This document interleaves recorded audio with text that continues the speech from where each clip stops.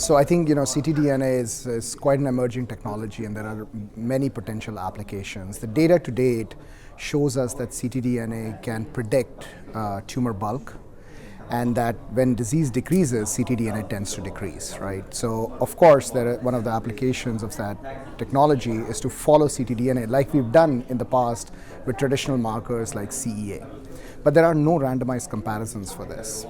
So TACT-D was one of the studies which was designed in metastatic colorectal cancer, where we have salvage line therapies. And the reason why we did this in this setting is because here the therapies have modest benefit, but some toxicities. So you want to figure out who are the patients who are not going to respond early, so that if they're going to be progressors either ways, you can take them off the drugs. So what we did is we looked at ctDNA change between the day they started and 15 days later, which was cycle 1, day 15. And what we found is that in and itself, that change in delta did not predict or was not a good predictor for either response rate, PFS, or OS. And one of the reasons why this could have happened is because the baseline levels were such a high prognostic marker of those clinical outcomes. So when we adjust for those markers, what we found is that it did become predictive. But there are some other questions ahead of us, is like, if cycle 1, day 15 is not that good a predictor, can cycle 2, day 1, so about 28 days after, be a good predictor? And that's our next steps for the study.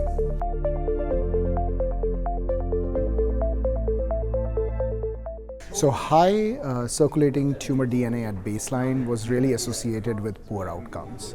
And there is some data regarding this even before our study, because it reflects larger tumor bulk, more systemic disease, and perhaps a different biology. It's not yet clear. So whenever we saw high tumor baseline ctDNA, we saw that these patients had less likely to get any clinical benefit from these drugs, had lower PFS, lower OS, and significantly so.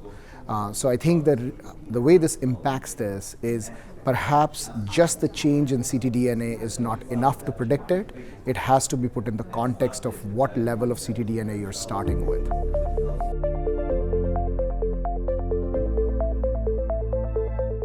I think that outcome was designed to see whether, if you can change your treatment early using ctDNA, could you reduce the side effects in that experimental arm.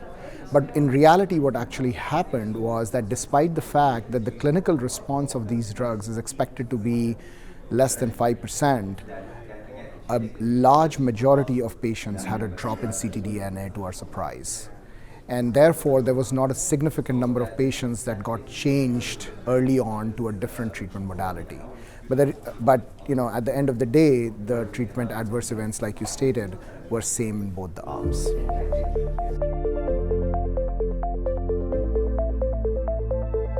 So I think the study highlights the fact that we don't understand everything about ctDNA, and frankly, we don't even understand that much about traditional biomarkers. And therefore, we have never used those in clinical management. And I think the place where the field needs to go is to determine what is that right interval at which you can assess a tumor response based on a ctDNA that coincides with actually your clinical outcomes. Perhaps you have to develop complex models that involve baseline ctDNA levels, your change in ctDNA levels, and to a certain extent, qualitative changes in ctDNA that could take place, right? One particular mutation going down, another mutation going up.